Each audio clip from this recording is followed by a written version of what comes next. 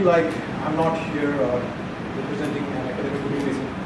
I'm here representing a common man because I'm very far away from the profession of business and trade.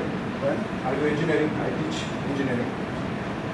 So standing here, I feel like I'm reminded of a story, and all of you have heard this story. This is a story of 7 blind men and an elephant. So the paper that was presented by Mr. Krishna was the elephant. I'm one of those blind men who's trying to feel that elephant. And I'll just give you my fragmented perception of that paper. So I'll just share some of my remarks. So some of these are going to be positive, some of these are going to be negative. Now before I actually go into the details, I'm so impressed with the Embassy of Nepal for putting this event together so that all of us can interact with one another, get to know one another, and explore these possibilities. Okay. Now, one of the things I'm left wondering is, what is the difference between the things we are discussing now and what we were discussing 20 years ago? And all these products, top 10, top 15, top 20, have they changed? No. If we were discussing this in 1990, would we have a different list? No. I wonder if the list has changed. Okay. And the other thing I want to point out is, so when we look at these presentations, and it's very fashionable to actually say that we are doing very poorly, and which is correct also. But let's also not forget that labor is one of our biggest exports. So if we add that, if we add the income from the tourism, somehow maybe things look a little better. Okay? And there are also new things going on which may make things look worse. For example, now we've started importing electricity. So that's going to impact the import to export ratio also. In the future, we are more dependent. Right? So it has some benefits in the short run, but unless we create some backups, that will have a very bad, that could have a very bad impact in the long run. So these things are very dynamic, and both the short-term and long-term consequences are of equal importance in our opinion. Now, as I said, I'm standing here as a layman, so I only have questions, and I don't have answers to them. Most of you know more than me because you have the expertise as well as the experience in this field of business and trade. So one of the experience that I would want to share with you is as follows. So as a kid, when I watched Bollywood movies at Indian cinemas, which I still enjoy today, in some of the movies they showed that you would go to a foreign country, say Italy or France, and then the Indian actor would start speaking in Hindi. And the person who's in the street would understand Hindi and the communication would start in their own language. And I used to think, well, how is this possible? This is ridiculous. How can people in France or Italy know their language? But now, after coming to UAE, I've realized that that is actually possible. I see Nepalese everywhere. You go to Carrefour, you go to Lulu, any restaurant, any hotel, Nepalese are everywhere. It seems like almost like Nepalese are running 80% of the economy or daily lives. This is the impression I get. And when I go to Carrefour, if I meet a Nepali salesperson, I usually buy the product recommended by the Nepali salesperson. And I have that trust. When somebody is a Nepali, I feel that connection immediately. And so what I feel is that if we are somehow able to get our Nepali products into these stores, and Nepali guy or any other guy will come and tell me that, okay, here are the options, and here are the noodles, this is YY, this is some other noodle from some other country at a lower price, I would definitely go for the Nepali noodle.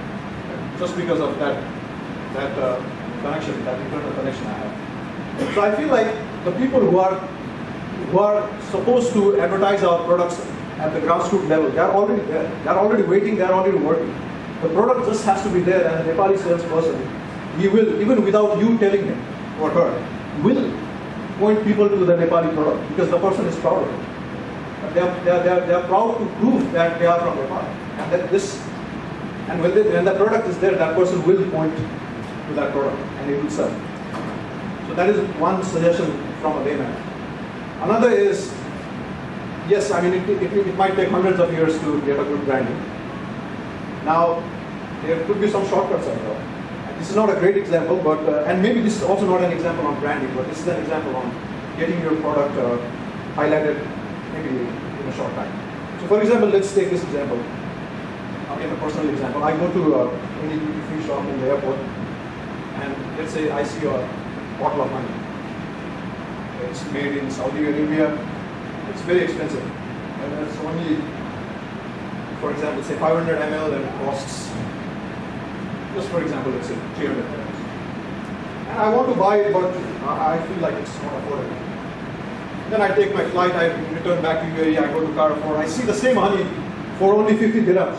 Wow, what a great deal. I'm going to immediately buy it, right? Because I'm still thinking of the time I saw the honey in duty free. So what I'm saying is, if we can somehow get our products in duty free, let's say, some respected shops, and it's okay, doesn't have to sell there, but it's still an advertisement.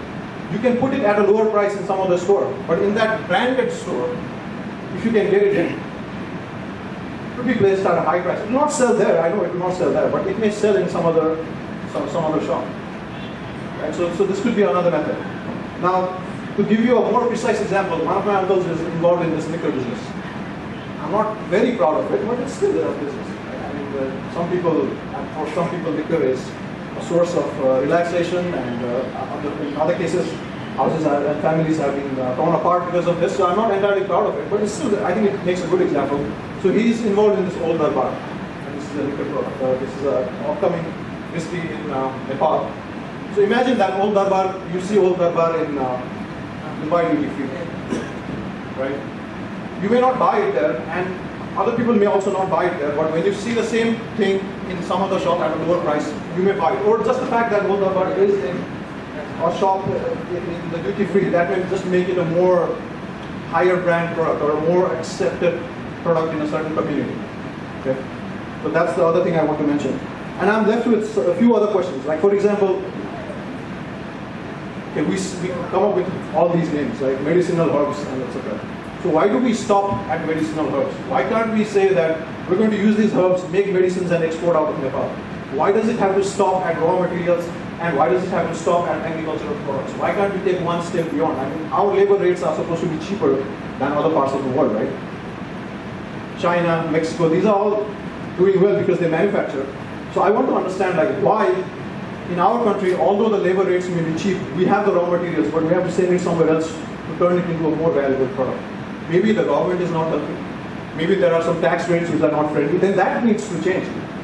Just people doing their hard work is not going to cut it, right? The government also has to play its role. And personally, I feel like Nepalese people are very creative, very hardworking, and they are very persistent. And just see the kind of cars that are driven in Nepal. And they are very high brand cars. But look at the roads. The individuals are not building the roads. The individuals are buying the cars. That shows the difference between the government and the people. So I feel like, this sounds like a cliche, but I really feel like the government is not doing its part. The people are doing their part.